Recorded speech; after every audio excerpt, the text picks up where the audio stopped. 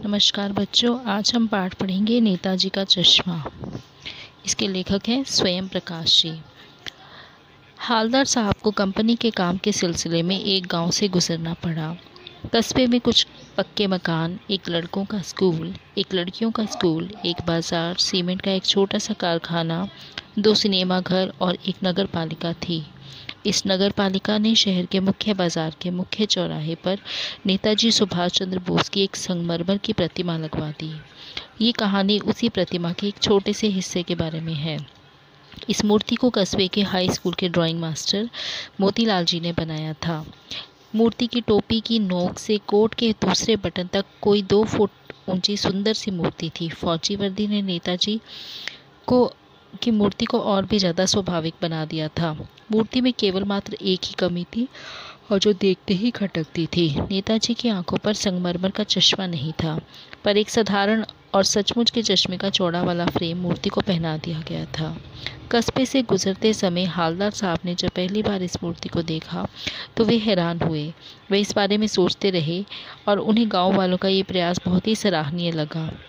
अगली बार जब वे वहां से गुजरे तो उन्हें मूर्ति में कुछ अंतर नजर आया।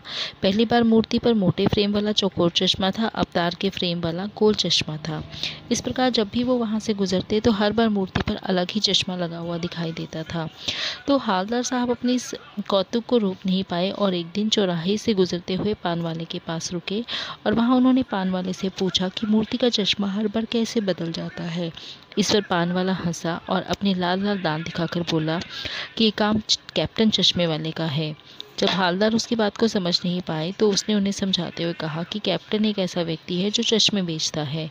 जब किसी ग्राहक को वैसा चश्मा चाहिए तो वह मूर्ति से उतार कर दे देता है और मूर्ति पर दूसरा चश्मा लगा देता है।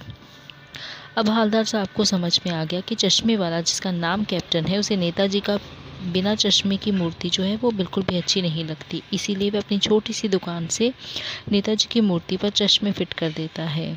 जब किसी ग्राहक को वैसे ही चश्मे की ज़रूरत होती तो वह मूर्ति से उतार कर उसे दे देता था और बाद में मूर्ति पर दूसरा चश्मा लगा देता था। हालदार साहब ने जब पूछा कि मूर्ति का असली चश्मा कहाँ है तो पान वाले ने कहा कि मास्टर शायद बनाना ही भूल गया। कैप्टन साहब ने पान वाले से पूछा कि कैप्टन चश्मे वाला नेताजी का साथी है या फिर शायद आज़ाद हिंद फौज का कोई भूतपूर्व सिपाही रहा होगा। तो इस पर पान वाले ने मुस्कुराते हुए कहा कि वह लंगड़ा क्या जाएगा फौज में। पान वाले के द्वारा एक देशभक्त का ऐसा मजाक उड़ाना हालदार साहब को अच्छा नहीं लगा। हालदार साहब ने देखा एक बूढ़ा मरियल सा लंगड़ा आदमी सिर पर गांधी टोपी और आंखों पर काला चश्मा लगाए, एक हाथ में छोटा सा संदूक और दूसरे हाथ में बांस पर टंगे बहुत से चश्मे लिए गली से निकला।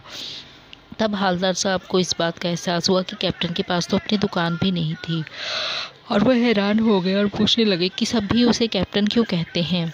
परंतु पान वाले ने कुछ नहीं बताया। 2 साल तक हालदार साहब अपने काम के कारण कस्बे के वहाँ से गुजरते रहे और नेताजी की मूर्ति पर अलग अलग चश्मे देखते रहे। एक बार ऐसा हुआ कि मूर्ति पर चश्मा नहीं था तो हालदार साहब रुके और पान वाले से उन्होंने पूछा कि कैप्टन कहाँ है। पान वाले ने उदास होकर बताया कि कैप्टन मर गया है। ये सुनकर हालदार साहब उदास हो गए और सोचने लगे कि क्या होगा उस कौम का जो अपने देश की खातिर सब कुछ त्याग देने वालों पर हंसती है और अपने लिए बिकने के अवसर ढूंढती है। कुछ दिन बाद फिर हालदार साहब वहाँ से निकले तो उन्होंने देखा कि नेताजी की मूर्ति पर एक चश्मा चढ़ा हुआ है और वो चश्मा सरकंडे का चश्मा था। मूर्ति पर बच्चों द्वारा बनाए गए सरकंडे के चश्मे को देखकर वे भावुक हो गए और सोचने लगे कि देशभक्ति आज भी जिंदा है। इस कहानी में 3 प्रमुख पात्र हैं। पहला पात्र हालदार साहब जो काफ़ी जिज्ञासु प्रवृत्ति के व्यक्ति थे, दयालु थे, भावुक थे और सच्चे देशभक्त थे। दूसरा है पान वाला जो हमेशा पान खाता रहता है, काले रंग का है, मोटा व्यक्ति है, बातूनी और खुश मिजाज है, कैप्टन का मजाक उड़ाने वाला है। और तीसरा पात्र है कैप्टन, एक गरीब फेरी वाला, सच्चा देशभक्त, अपाहिज व्यक्ति जो अपने नाम को सार्थक करने वाला था। तो ये थी कहानी नेताजी का चश्मा।